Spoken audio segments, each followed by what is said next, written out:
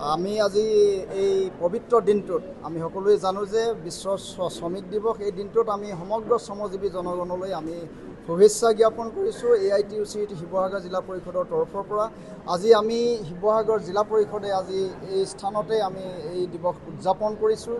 আমাৰ এটাই বাৰ্তা যে যি ধৰণে আচলতে শ্ৰমিক দিৱস দিনটো পালন কৰিবলৈ যিটো পৰিস্থিতি উদ্ভৱ হৈছিল, বিশ্বৰ শ্ৰমজীৱী জনগণে যি ধৰণে তেওঁলোকৰ অধিকাৰ সাব্যস্ত কৰিবৰ কাৰণে প্ৰধানতঃ কামৰ সময় 8 ঘণ্টালৈ কমাবৰ কাৰণে যিটো প্ৰধান দাবী আৰু 8 ঘণ্টাৰ জিৰণি আৰু 8 ঘণ্টাৰ বিনোদনৰ কাৰণে যিটো মূল দাবী তেওঁলোকে সাব্যস্ত কৰিবলৈ সক্ষম হৈছিল, বিভিন্ন ধৰ্মঘট আন্দোলন সভা সমিতি আদি কৰি যি ধৰণে সফল হৈছিল, তেনেধৰণে আজিৰ প্ৰেক্ষাপটত শ্ৰমিক দিৱসৰ তাৎপৰ্য হৈছে আজি শ্ৰমজীৱী জনগণক আমাৰ দেশৰ ক্ষেত্ৰতে যদি কোৱা হয়, যি ধৰণে শাসকবৰ্গই বা চৰকাৰসমূহে যি ধৰণে শ্ৰমিকক মানে শোষণ কৰিবৰ কাৰণেও আচলতে এতিয়াও চলাই থকা যিবিলাক মানে অপচেষ্টা, এই অপচেষ্টাৰ বিৰুদ্ধে আচলতে আমি ঐক্যবদ্ধ সংগ্ৰাম কৰাৰ কোনো গত্যন্তৰ নাথাকিব।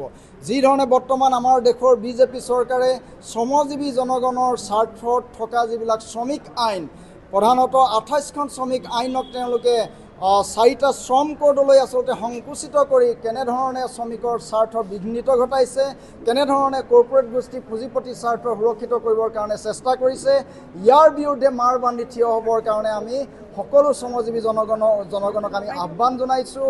লগে লগে আমাৰ শ্ৰমজীৱী জনগণৰ যিবিলাক দৈনিক মজুৰি, প্ৰধানতঃ আমাৰ চাহ শ্ৰমিক, কৃষি শ্ৰমিক, দিন হাজিৰা কৰা শ্ৰমিক, আঁচনিভুক্ত শ্ৰমিক, নিৰ্মাণ শ্ৰমিক, এই শ্ৰমিকসকলৰ যিটো মজুৰি বৃদ্ধিৰ মূল দাবী, এই দাবীটো আচলতে যি ধৰণে কামৰ সময় 8 ঘণ্টালৈ কমাবলৈ সক্ষম হ'ল, তেনেধৰণে আমাৰ এই মূল ন্যায্য দাবী সাব্যস্ত কৰিবলৈ আমি আমাৰ শ্ৰমিক আন্দোলন অধিক ৰূপত সংগঠিত কৰিবই লাগিব, তাৰ কোনো যে গত্যন্তৰ নাই। এই আহ্বানটোৱে আমি এই দিৱসৰ পৰা আমি প্ৰেৰণ কৰিব বিচাৰিছোঁ। সকলোকে আমি সেইকাৰণে ঐক্যবদ্ধভাৱে আগবাঢ়ি যাবলৈ আমি আহ্বান জনাইছোঁ। আজি কাৰ্যসূচীটোত আমাৰ মুকলি সভা প্ৰথম অৱস্থাত আমাৰ পতাকা উত্তোলন হৈছে, স্মৃতি তৰ্পণ হৈছে, তাৰপিছতে মুকলি সভা আৰু আমাৰ সাংস্কৃতিক 2-1 প্ৰগ্ৰেম আছে। গতিকে এই ধৰণে আমি এই কাৰ্যসূচী ৰূপায়ণ কৰিছোঁ।